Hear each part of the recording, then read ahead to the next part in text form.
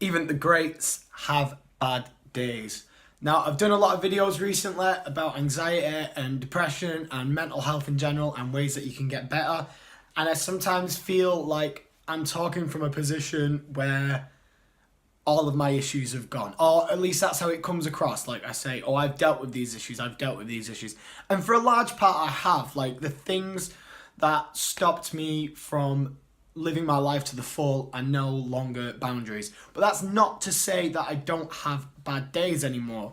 And I'd like to give an example of something that happened this week, and I'll explain exactly why that happened and what I'm going to do in the future to prohibit that from happening.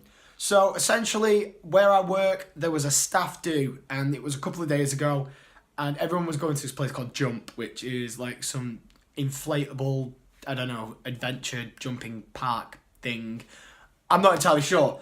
And I didn't end up going, and there was a couple of reasons for this, but I'll explain all this in detail, so I want to make it clear the whole picture of it. So, like, essentially what happened was all of the team went to this jump thing, with the exception of the manager, because there was a booking for the company that was taking place while everyone was at jump. So he said, I'll take the bullet and I'll stay here on my own. But it was a booking for 2 teams and there was 14 people, which is quite a large amount.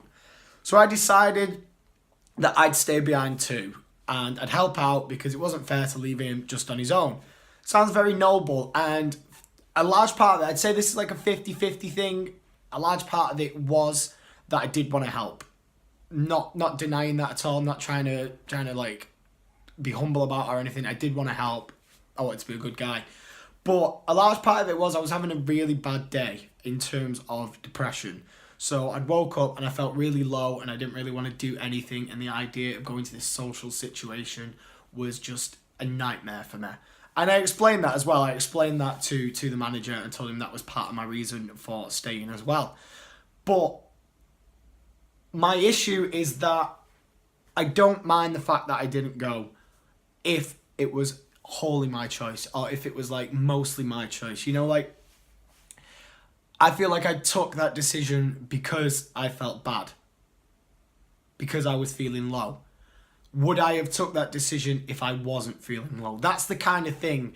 So I watched a video once, and it was a podcast with Henry Rollins on, and he made this explanation of his social anxiety issues, and it very, very much resonated with me. And this was about 4 or 5 months ago, I think, and that straight away that pinged to the front of my head this time again. And he said, the guy was asking him, I think it was Joe Rogan, was asking him, like, how have you got social anxiety? You get on a stage in front of loads of people, you go to all these places, you travel the world, blah, blah, blah.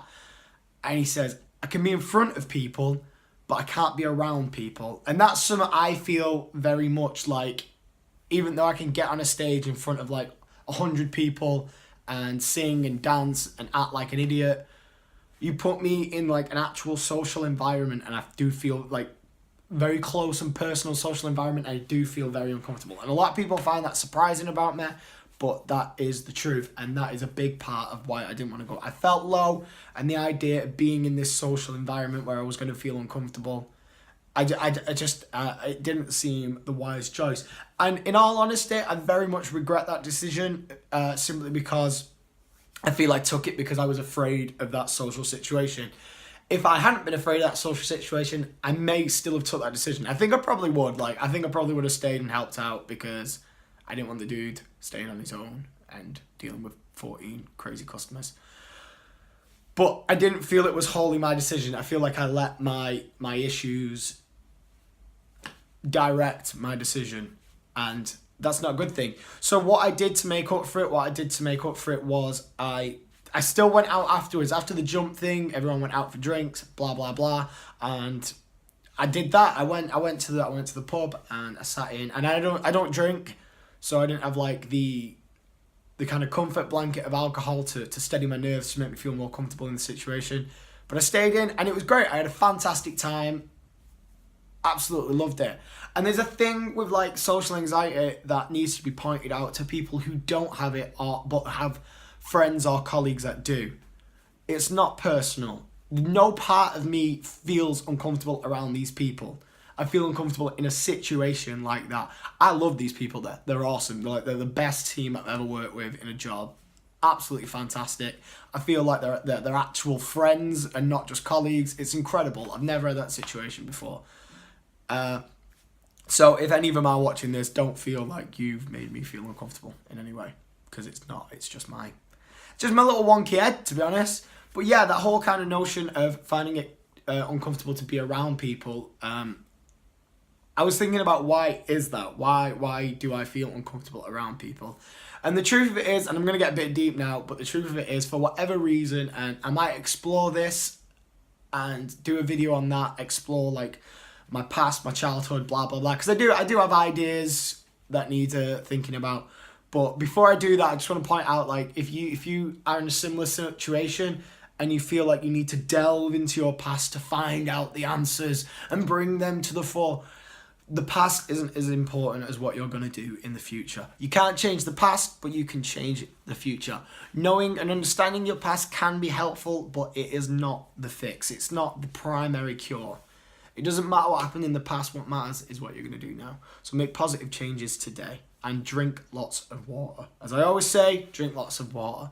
So essentially the reason why I don't feel comfortable in not big social situations, but kind of personal social situations, a situation where I'm around people and I'm not just getting up and performing and then leaving, is because I feel the longer people spend time with me, the more they'll dislike me, the more they'll become annoyed at me, the more whatever negative traits I believe I have and probably do have come to the fore, the more they'll distance themselves from it and then eventually leave.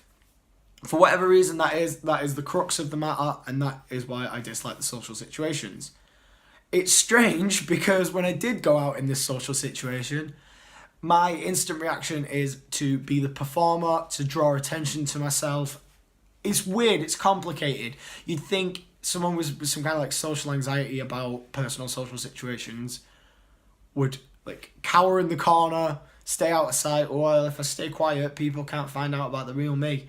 But in my mind, it's kind of like, well, I know when I get on stage and I perform and I act like an idiot, people like it. So it's like, I need to be that way in the social situation. And it's not something you can maintain for a long period of time throughout a long companionship with another human being, because that is annoying. Like, nobody wants 110% 24/7. So it's something I need to work on, just being comfortable and just being regular, calm Ian around them, regular, calm dog coffee. Instead of being like max velocity, which was fine. It was a night out. Everyone was being max velocity. But I mean, in the future, it's an important thing to take into account. And to take into account that you're going to have to be vulnerable. For a long time, I avoided compassionate relationships, romantic relationships, because of that exact same reason. I had this belief, there's a Flight of the Conchords skit, and he says, it's strange, women seem to like me until about 3 weeks in, and then they leave. And then the other character goes, how long do you think it takes to get to know a person? He goes, probably about 3 weeks. And that's how I feel. Like when I watched that, it was like, bing, light bulb moment. We was in sync, me and the character. And it's something I've got over. And I still, to this day, I've been with my girlfriend for like 2 years now. And I still, it's been nearly 2.5 years. I'd say it's been about 2.5 years. Anyway, that wasn't really important. And I still like, I'm not annoying, am I? I still, every now and again, I question it. The little insecurities come from it. I'm not annoying, am I? Like, because I know, like, as a person, I can be intense. And I'm sure if you have these social anxieties, there is something, maybe it isn't that same thing. Maybe you don't think, I'm intense, I know I'm intense, I'm going to annoy people. Maybe yours is something completely different. But that character, that factor is still there, and that's what makes you feel anxious in the social situation. And my advice, personally, would be to go into that social situation and see for yourself, like, if people... So I can't think of any other examples because obviously my personality is different to everyone else's personality. But I feel like I'm going to be annoying, go in. And if I am annoying, then there's two things there. Either one, I recognise that, I dislike it about myself and I decide to change that behaviour. Or two, I recognise that and I don't dislike that about myself. I actually like the fact that I'm a giddy little kipper a lot of the time. And if that's the fact, then if the people around you dislike that part of your personality, then perhaps they're not the right people you should be hanging around with. Maybe you should find people who are more attuned to your own personality. But it's entirely up to you. It's how you feel inside. Again, as I always say, this isn't scripted, so I am just saying this off the bat, off the cuff. So if I jump from point to point, that's probably because I'm giddy and annoying. But thank you all very much for listening. Remember, just these situations are scary, but they're not going to hurt you. If you go into a social situation, it's not going to hurt you. I mean, if you go out to the pub, maybe some drunk guy will punch you in the head, but it probably won't be because you're socially anxious. It's probably because he's drunk and an idiot. But I'm getting off the point completely. Just give yourself a bit of credit, and it's okay to have bad days. That's the point. Like, I had this bad day on Wednesday and I felt terrible about it. I was filled with regret. I was filled with self-hatred. Oh, I'm a failure. Oh, I'm an idiot. Why have I messed up? Blah, blah, blah. Really regretted not going. But it's happened and I can't change that. But what I can do is not give myself a hard time and make positive steps moving forward, so that the next time this situation comes up, I will feel better prepared to tackle it. Yeah, I think that'll do. Drink more water. Enjoy the rest of your day, guys. See ya.